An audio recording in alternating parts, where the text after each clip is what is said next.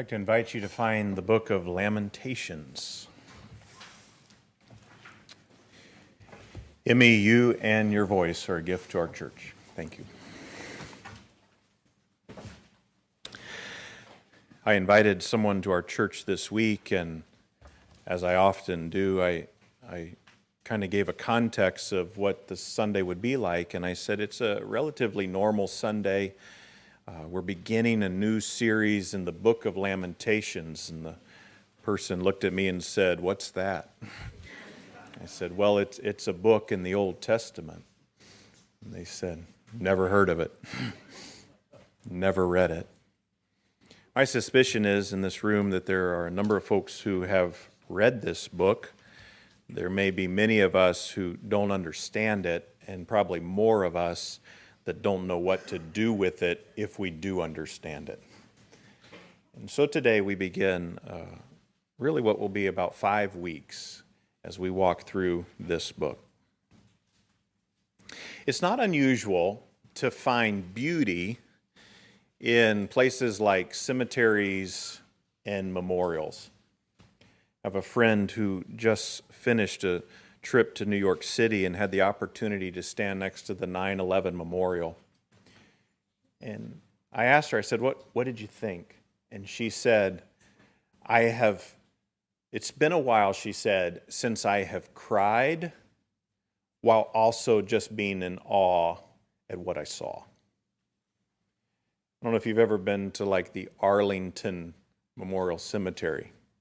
It's beautiful. It's gorgeous.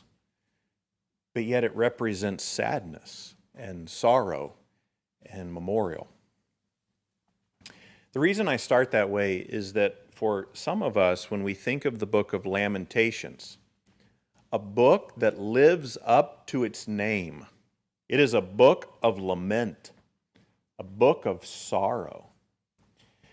There are times in which when we know that that's what it's about, we actually keep it at arm's length because we're already sad, and we don't want a book about more sadness. There have been days in which it was just a hard day, and in the roles that God has given me, I will come home and I'll say to Benneth, I don't want to watch anything tonight that deals with sadness. If we're going to watch something, it needs to be light and funny and simple, because I don't need a reminder of sadness. And if today there's an element of sadness in your heart and you hear that we're about to study the book of lament, sadness, I don't want you to push it away, because beauty is present in sadness. And as you and I read and study this book together, I'm going to ask you if you would join me in looking for the beauty that is there. I tried to utilize a couple of tools this week to capture this in an image, and what I asked was to have an image that represents the sorrow of Lamentations with a burst of beauty in the middle of it. And this is what I finally settled on, that when I think of the book of Lamentations, there is a dark backdrop to it.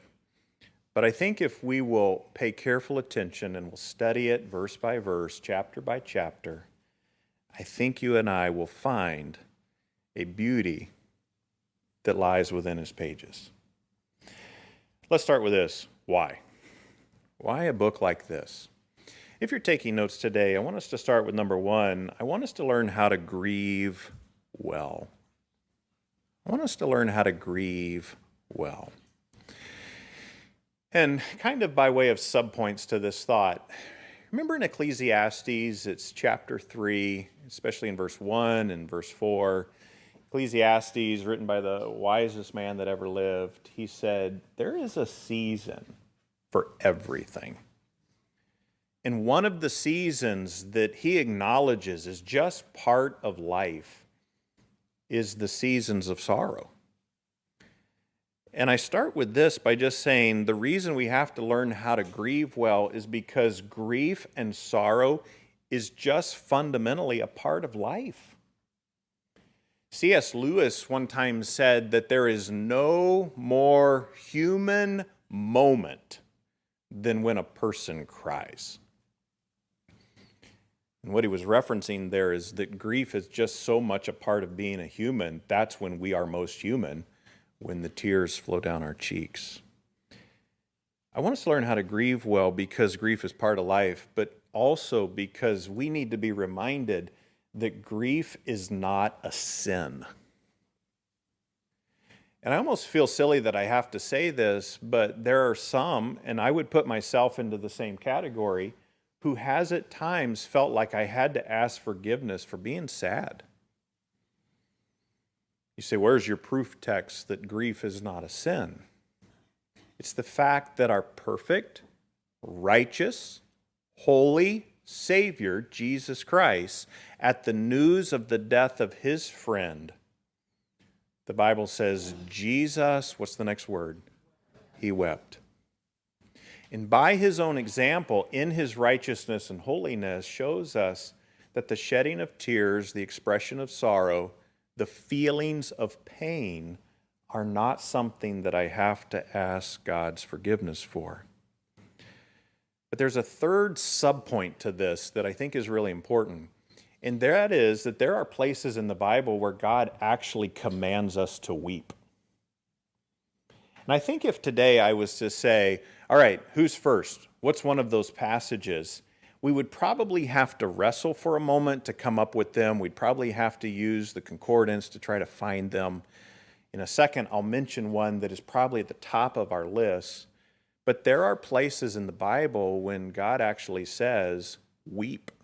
For instance, listen carefully to Joel chapter 2, verses 12 through 13. So it's one of those minor prophets kind of tucked away in your Old Testament. Listen to what the Lord says. Return to me with all of your heart, with fasting, with weeping, and with mourning. He commands his people when they've sinned to come back, not just asking for forgiveness, but to come back asking for forgiveness with tears in their eyes. He's asking them to mourn. And so if we've kind of trained ourselves that it is wrong to grieve, it's wrong to be sad, we're going to find a tension and a conflict when we interact with the passages in which God says part of true brokenness and true restoration includes mourning and weeping and crying.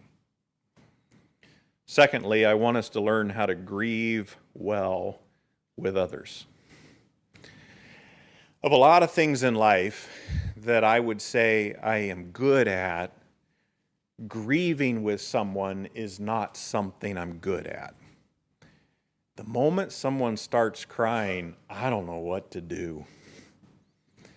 And kind of in our culture, we have trained ourselves that when someone is weepy and teary-eyed, the first thing we must do is fix it. Secondly, we try to come up with kind of pithy little statements to slide into the conversation with an attempt that will medicate and bring a balm. But one of the things Lamentations is actually going to do for us is it's going to teach us how to grieve with other people the right way. A second ago, I said, do you know the passages of Scripture in which we are told to cry? And I mentioned Joel. But there is a passage in the New Testament that probably today, if we were to take a quiz, more of us would be able to put this one down. It's Romans 12:15. Okay, and I actually think most of us in this room have the bulk of that verse memorized. Rejoice with those that do rejoice, and what's the last half? Weep with those that weep. So in that verse, it's actually a command to weep with others, but it's specifically in the context of how we help people who are grieving. I want to take a pause. This is like a kind of a pull off to the side of the road, and we'll enter right back into traffic in a second. But I want to just give a quick exposition and thought on that verse. When it comes to rejoicing with people who rejoice and weeping with people who weep, of those two, I would actually argue that the rejoicing with those who rejoice is the harder half of that verse. And the reason for that is because when we see something good happening in someone else's life, it has a way of envy coming to the surface. I want what they have. I want to experience what they're experiencing. I want to be given what they are being given. And that presence of envy in our heart is what keeps us from just truly rejoicing with someone when something really good happens to them that brings them joy. And so of those two, I would suggest that in the obedience to that command, rejoicing with those that do rejoice has a way of revealing envy in our heart. Weeping with those that weep, and that command has a way of revealing the lack of love we have for people. It is really hard to feel for someone else when I don't really love them. But to really grieve well with other people, I have to love them. And in that love, we feel what they feel. And we reflect in our eyes, and we reflect in our tears what they are feeling. I stumbled across this in some reading I was doing recently, just from a pure grow as a pastor standpoint. Listen to this quote by one author. Regardless of the country, the culture, or the context, every Christian needs to know how to sit well with hurting people, listen well, and love them where they are. You could take that little quote and kind of hitch it back up to a previous statement I made that grief and sorrow is part of being a human being. So if we're going to minister to human beings, we have to figure out how to care for them. I love the English proverb that says, a sorrow shared is a sorrow halved. And when we share and enter into the sorrows of another person, there is this sense in which we begin to carry some of what they are carrying. If you're taking notes, these next two quotes I actually have in my truck, and I have them to remind myself if I'm ever stepping into a situation that is filled with sorrow and filled with loss, I am putting these two thoughts in front of me as I walk into that scenario. Grieving people want answers, but what they need is love. So as I step into those situations, I may not be able to give an answer, but I can give them love. And their verbiage, the words they use, are going to kind of present themselves as saying, I just need you to give me an answer, and I can't. But what they really need in that moment is love. I love this second quote that I stumbled across years ago. Presence is one of the loudest forms of love in the midst of a person's grief. Just being there. And so I want us to learn how to grieve well with others. But thirdly, I want us to learn how to grieve while thinking right about God. I don't know what it is, but grief has a way of distorting our thinking. Whether that is the loss of a person or the loss of a thing or the loss of an expectation, loss in general has a way of just playing with our thinking. And we find ourselves thinking in a very confused state and often incorrectly. And I hinted at it at the very beginning that the book of Lamentations has this backdrop of darkness. But in the middle of it, there's real beauty. And some of the beauty of Lamentations are these flowers that burst off the page of the beauty of who God is. And they are placed strategically through the book so that you and I, as we're interacting with sorrow, we're forced to think right.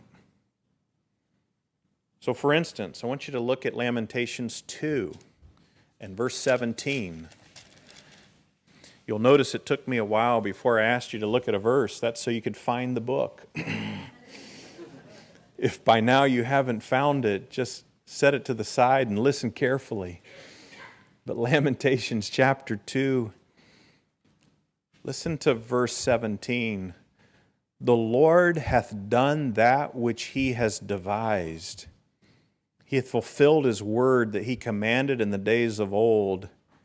He hath thrown down, hath not pitied, and he hath caused thine enemy to rejoice over thee. He hath set up the horn of thine adversaries. You say, I don't see a lot of beauty there, but there is a beauty.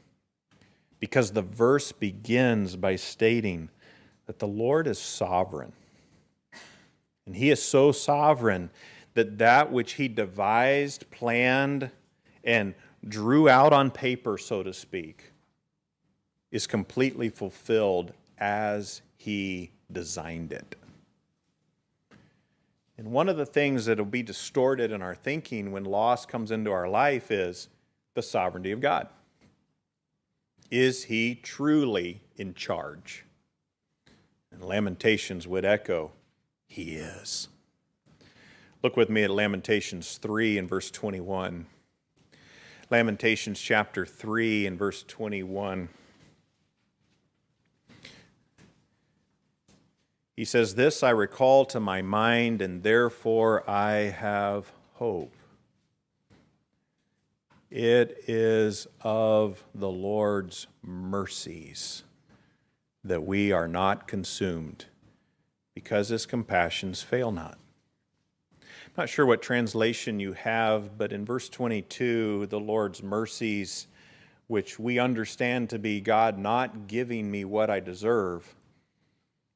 But there are layers to this verse that indicate he doesn't give us what I deserve, because he has this unending, steadfast love that just doesn't stop.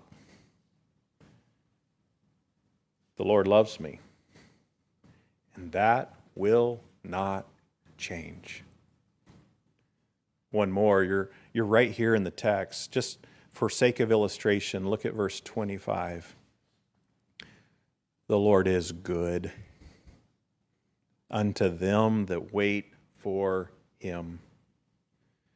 Lamentations would bring about this flower in the midst of the sorrow and say, the Lord is good, and he is really worth trusting. The hard part of the verse that I just read in verse 25 is that there is a condition. Hey, did you guys see the condition? The Lord is good to who? Those who wait upon him. To which it is a reminder, okay, that if you will trust God, hold on to him, and not let go, you will find him to be good. But it also indicates the great temptation in loss is to let go of God and to quit trusting him. And when we do that, you shouldn't expect all things to be good. We could say it another way. It doesn't end well for the person who decides to stop trusting God in loss. God adds sorrow to sorrow when we choose not to trust him. I was wrestling with different ways to entitle the message and actually this whole series. And I think this will stick. We'll see what the next weeks unfold. Maybe I'll give you a new title by the time we're done with the book of Lamentations. But if you wanted a title to this sermon series, this is what I'm going with: Good Grief. and I know that there's a little play on words that could bite me in this. That growing up, my mom would see the actions of her young son and say, "Good grief." And it was exasperation, and it wasn't always a positive thing. It was a mom at her wit's end. But I do hope you think of it simply as it is, that the book is teaching us how to grieve well and how to do it the right way.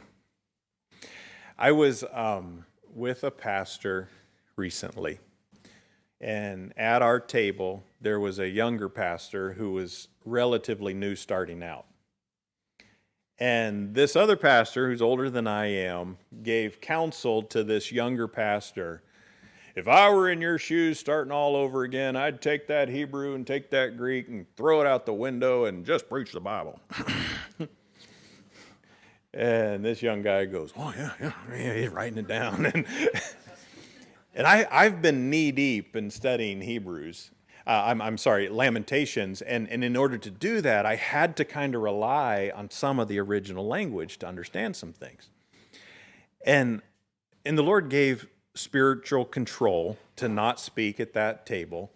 But I wanted to go, that's phooey. Hang on to some of this, because when we understand some of the original, we actually see the depths of God's inspiration. And there is some beauty to the things that are here. And I want to give you at least two today that kind of support this. The first is this. If you and I were to read this book in the original language, the way in Hebrew a book gets its title is often by the first couple of words that the book starts with. So I'm not sure what translation you have, but I'm pretty sure most of us could at least say that in the first 3 to 4 words of Lamentations 1 and verse 1, you've got a little word that starts with H and ends with ow. You guys see that? In Hebrew, the official title to this book is How. And from this point forward, as you read this book with me and we study it, I want you to notice how many times that word pops up. And I want you to think in terms of your own sorrow, your own loss, and your own grief, how often you ask that same question. So, for instance, as we read the book of Lamentations, it's not unusual to see the author saying things like, how did this happen? How did Jerusalem fall? How can so much devastation happen? And I want to pause here, and I want to prepare us that if Lamentations had a rating system, it would be for mature audiences. There's really some graphic destruction. Cannibalism. There's the destruction of infants and children. There is some real heartache in its pages. And the author of Lamentations, under inspiration of God, is saying, how can all of this happen? How can innocent people suffer for other people's sin? How can God not just allow this, but actually be sovereign over it? And probably the most weighted question that is actually a question that a lot of us can identify with is that question, so how do we move forward? And some of you are actually in that situation in which there has been some form or fashion of loss, and the question that sits on your mind is, so what's next, and how does it look moving forward? Who will be there? Who won't be there? What's it going to look like? And so I find it interesting that in this book, it kind of draws the grieving person to itself by even its title. It says, to you who has these questions. There's a book about grief that understands questions. I don't mean to be funny at all. I actually mean to be memorable. But if grief had a favorite punctuation mark, you know what it would be? It's question marks. That's grief's favorite punctuation, is to ask questions. Before I answer the question, what does good grief look like? I want you to kind of allow this book for a second to pull us in. If just the fact that its title is How, question mark, doesn't draw us in, maybe the author will draw you in. Nowhere in the book does it give us the author's name. It doesn't end with love, name.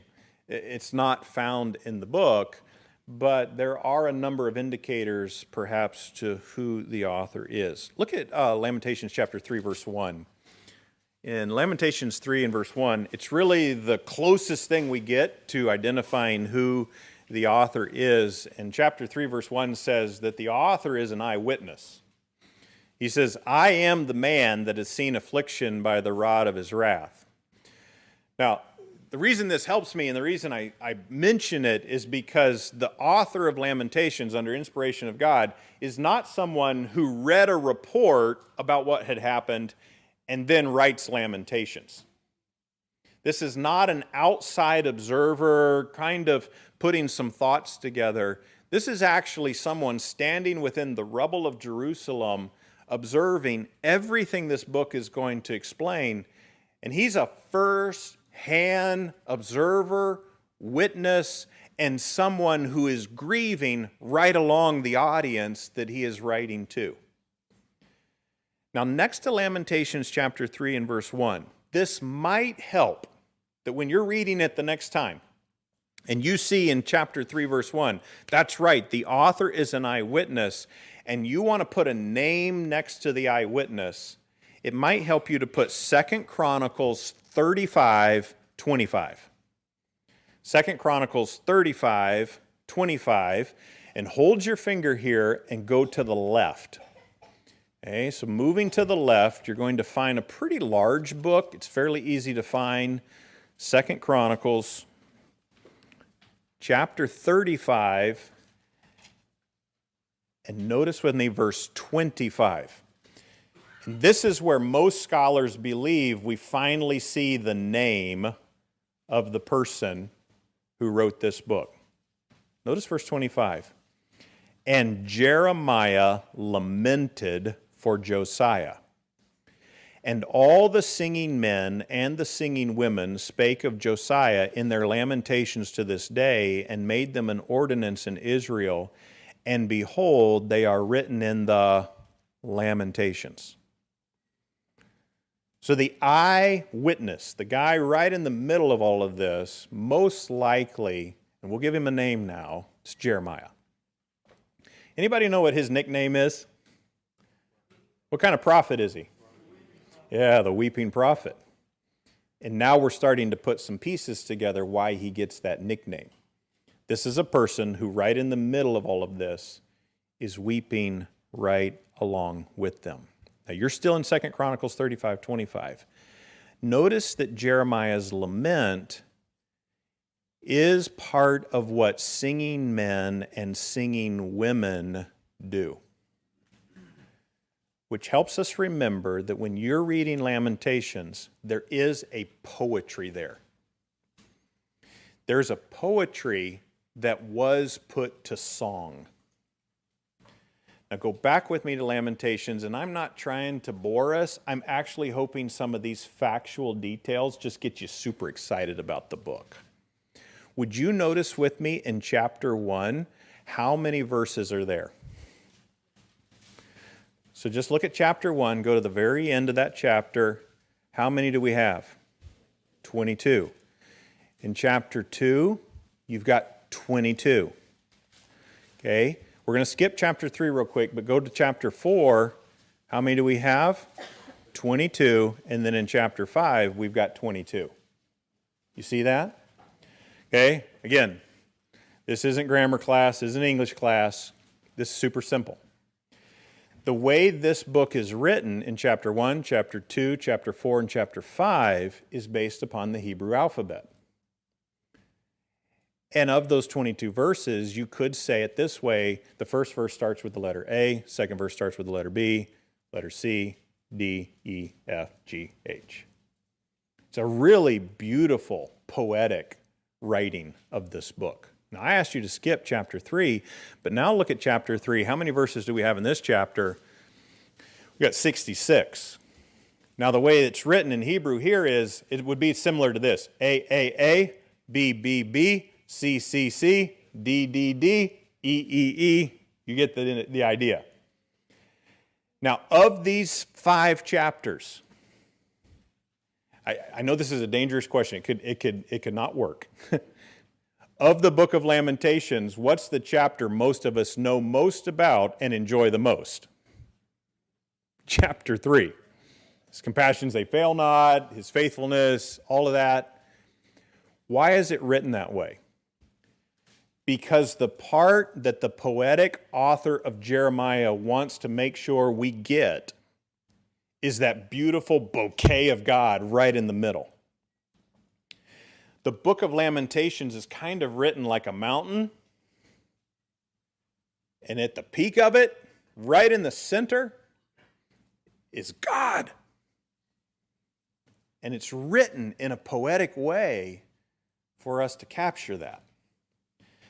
Now, I actually think, and I can't prove this, but I think it's actually a fantastic, just practical application, that the way that Jeremiah writes a book on grief is to walk the listener through the idea that grief has a series of steps like A, B, C, D, E, F, G.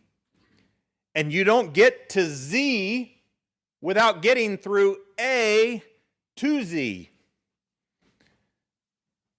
For you and I to navigate this path, it is step by step by step by step to get to where we want to be. I want you to go back to that lunch in which the pastor said, throw out the Hebrew and throw out the Greek, just preach the Bible. I want you to know something that I think is one of the coolest things about this book. Do you know that there's a soundtrack to this book? You can't find it on Spotify, you can't find it on Amazon Music, but there is a soundtrack to this book because it's written in a poetical form that was designed to be sung, 2 Chronicles 35:25. And if there was a meter, a rhythm to this book, most songs written in poetry would sound like this: 1, 2, 3, 1, 2, 3, 1, 2, 3, 1, 2, 3, 1, 2, 3. Lamentations is not written with that meter or that rhythm. Okay, wake up. This is so good. This is going to get you excited. You're going to say, Pastor, keep preaching. I'm not ready for lunch yet. All right? That's how good this is. The meter, the rhythm of Lamentations is not 1, 2, 3, 1, 2, 3, 1, 2, 3. Listen, it's like this. 1, 2, 3, 1, 2, 3, 1, 2. 1, 2, 3, 1, 2, 3, 1, 2. 1, 2, 3, 1, 2, 3, 1, 2. Do you know what people far smarter than me who know poetry call that? Listen, this is good. The limping meter. Now, all that aside, let me be serious for a second. To anyone in this room who is suffering from loss and grief, I have heard you refer to how the rhythm of life has just been disrupted. You're just limping. There's not this smooth forward motion of life. You'll have a day when it's like 1, 2, 3, 1, 2, 3. And then all of a sudden brakes hit and it's 1, 2.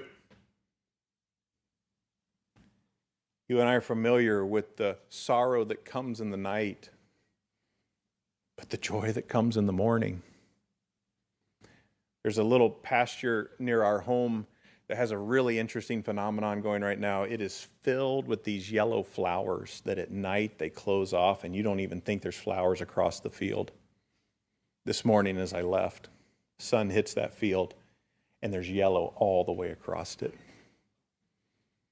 And in sorrow and grief, it feels like that there are these moments when everything has closed and it's dark and you're just limping. And then there's the sunshine. And this book is written with a soundtrack that helps us hear that. And you put all of this stuff together, and you know what it does for me? It makes me want to move to a book like this in my sorrow. Because it understands. It makes sense. It might have help. To which I now want to close with really, what does good grief look like? And I hope this will help. I want this to be so simple that in the midst of tears on a cheek and the sorrow of the heart, you can remember the three things that make up good grief. The first one is tears. This book at no point says to dry it up. In fact, this book, if anything, solicits and invites tears to be shed.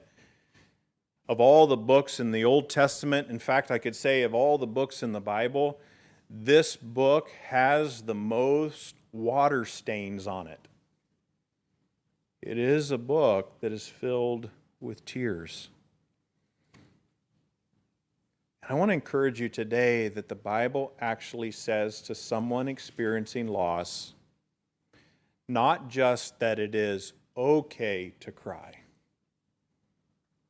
It says to cry. It's no mystery to you that I have 2 daughters, and they're growing up, coupled with their mother, meant there were a lot of tears in our house. In fact, I went and purchased a male dog just to try to even the teams. And then Mackenzie later goes, I think we need another girl dog, and added another girl to the mix. And I remember coming home one day, and I think that one of the girls was probably 6 or 7. I walk in the door, and she's just crying. I said, what's going on? Why are you crying? She goes, I don't know, Dad. I just feel like crying today.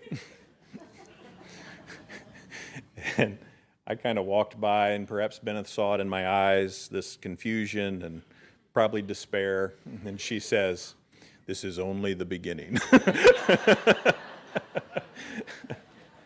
And over time, what she has really helped me with, and it has been good for me to remember, is that there is a way in which God has made us that we feel better after a good cry.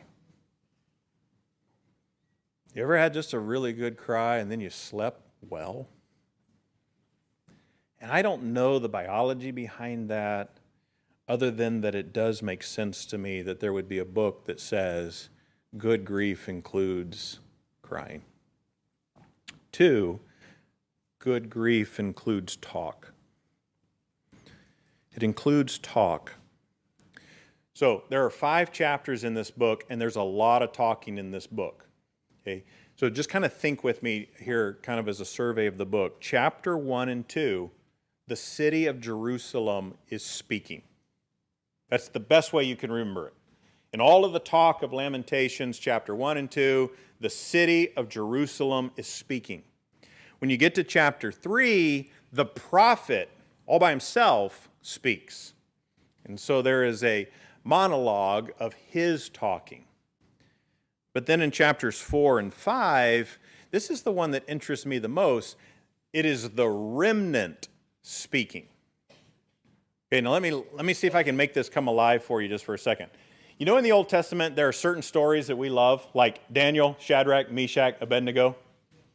And we love them because these individuals are kidnapped out of their land, and they're plucked out of their homeland, and they're thrust into a new land. And with great character and trust in God, they adapt and they live and they make a difference. And we kind of focus on the siege of Babylon and all that happened historically through that of the people who were kidnapped from the land and taken with the enemy.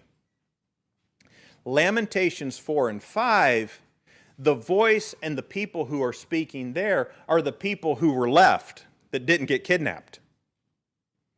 Okay, so I was trying to explain it to Bennett this week. It would be like if a foreign country invaded the U.S. and plundered our land, blew up buildings, just destroyed roads, and half of our church is kidnapped and taken to another country and thrust into prison. But yet there are some who are still here. And in order to get to church, you have to drive past all the devastation that happened over these last months. And when you get to church, there's all these empty seats of people who are no longer here. And you don't know where they're at. You don't know if they're alive. You don't know what's happening to them. Chapters 4 and 5 are those people who are processing all of the destruction and trying to make sense of it. They're still walking through the rubble. And in all of this talking, whether it's Jerusalem, the prophet, or the remnant, what you hear are all of their feelings. Lamentations is all about feelings. And I put all of the feelings that I read and studied, and I put them into something that is a visual for us this morning. And you're okay to take a picture of it, and I'll try to keep it in front of us as we go through. But one of the things we see loneliness and bitter weeping and emotional and physical anguish, the concept of feeling trapped and loss of peace and hopelessness and sorrow and feeling unheard by God and fear and panic. And the I'm crying and I don't know how to stop. And in its own way, the book of Lamentations is saying good grief expresses the feelings. But remember, in the expression of feelings, there is not a complaint or accusation against God. And here is the key. Lamentations teaches us that in this talk, it is talk that is laced or dripping with hope. This is not a book of complaint. This isn't a book that gives us the ability to say, the book of Lamentations says I need to find somebody and just tell them how I'm feeling. It doesn't give that allowance. It does give the allowance to articulate to a sovereign, loving, gracious God that life hurts. And we can be honest and talk to Him. I have to say it now so it doesn't surprise us, but there is an aspect of talk in this book in which these people find themselves at some point having to repent of the sin that brought some of the destruction. And in our grief, we have to be prepared that I have an allowance to talk to God, but that's not just limited to how I feel. It might have to also include my confession of the things that I have done that brought on some of the destruction. Okay, almost done. Here's what is interesting to me in this book. It is filled with talking, but there is one person who doesn't talk. The one person who does not talk in 5 chapters is God. Now stick with me. Here's how I explain this. There is no "thus saith the Lord" in the book. There is no new revelation. But there is some imagery there. There's a point to that. When you and I are experiencing loss and sorrow, we want God to speak afresh and anew and explain. But God does not always say something new. You know what God does tell us to do? To trust. And it is to specifically trust what He has already said. I can't sit in my sorrow waiting for a new voice when He has already spoken. I close with this in Lamentations chapter 3 and verse 21, that pinnacle point of the book. You see this on most display. The on-ramp to verse 21 is verse 20. He says, my soul hath them, what? It's the wormwood, the gall, the misery of verse 19. He says, and I'm humbled inside. But his hope in verse 21 does not come from a new revelation. It comes from his recalling to mind what God has already said. Does that make sense?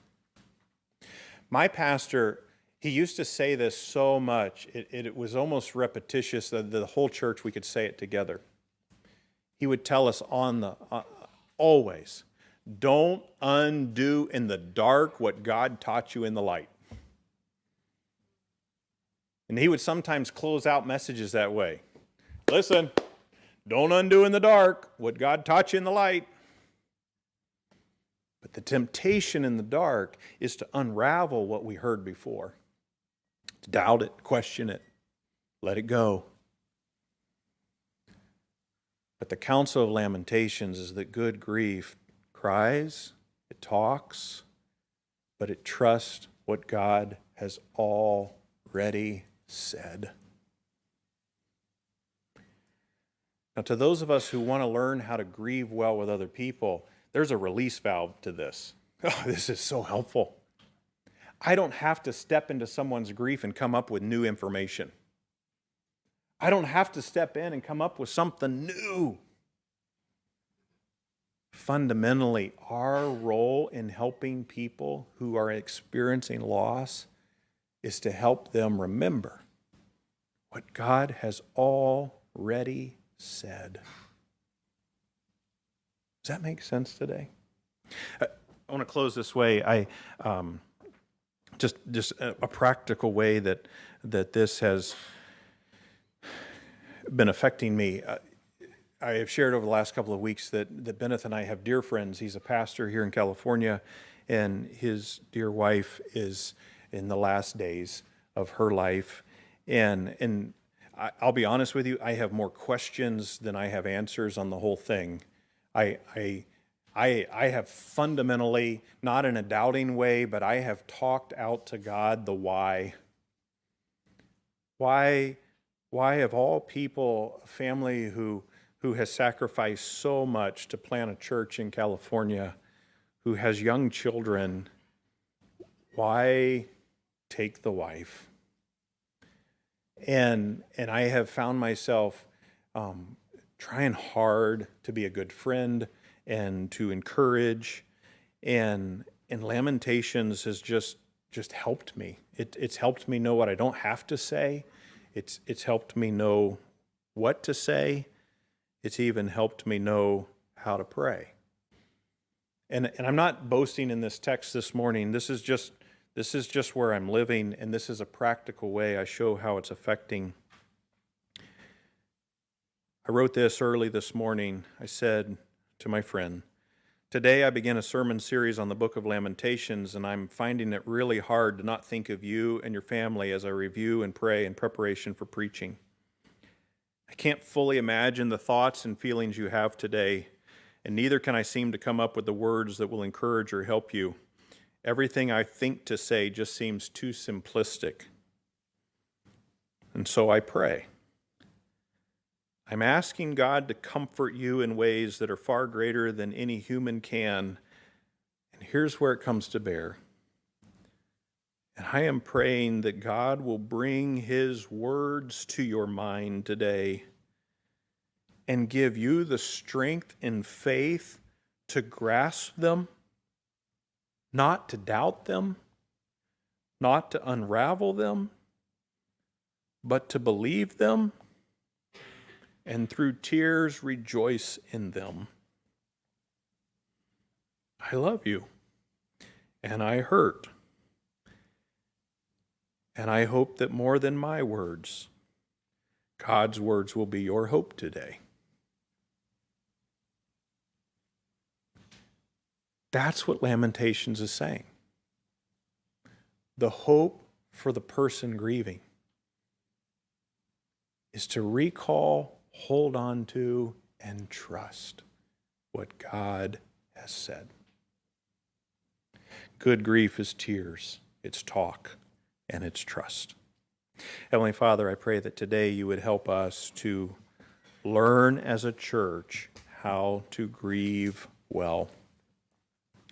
I pray that as you help us navigate personally the losses of life, of people and things and expectations, that we would learn with your help how to weep appropriately, how to talk honestly, and how to trust completely. Help us not to fall prey to unraveling in the dark what you have so taught us in the light. I pray that the ripple effect of all of this would be that as believers, Christians, we'd learn how to help one another and help each other grieve well. I thank you for your consideration of us and giving us a book like Lamentations.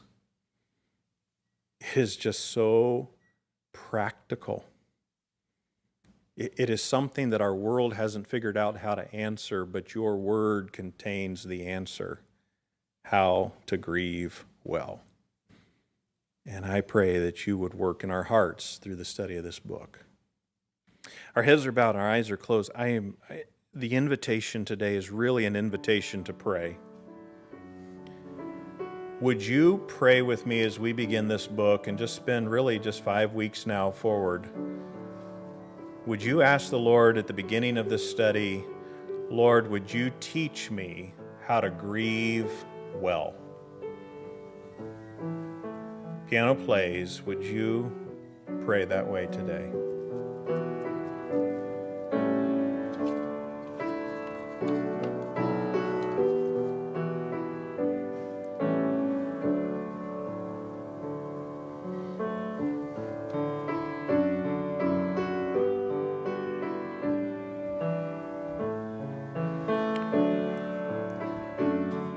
Father, we're leaning our ears in, we're bowing our hearts to this book and asking that your voice would speak. Pray that we would find the beauty in its pages. May we not be overwhelmed by its sorrow, but practically learn what you have for us. I pray as we step into another week and as we interact with the despair of this world and the ups and downs, the ebbs and flow of life, there will inevitably be things this week that just bring us delightful joy. And I pray that with your help, we would just express that joy to its fullest. And as a church, would we rejoice with those that do rejoice? Keep envy at bay in our heart. May we just be excited for one another. But I also pray when those ebbs and flows of despair come, help us to weep with one another and to weep well. And we ask for your grace for that. There's no real way we can predict the week ahead.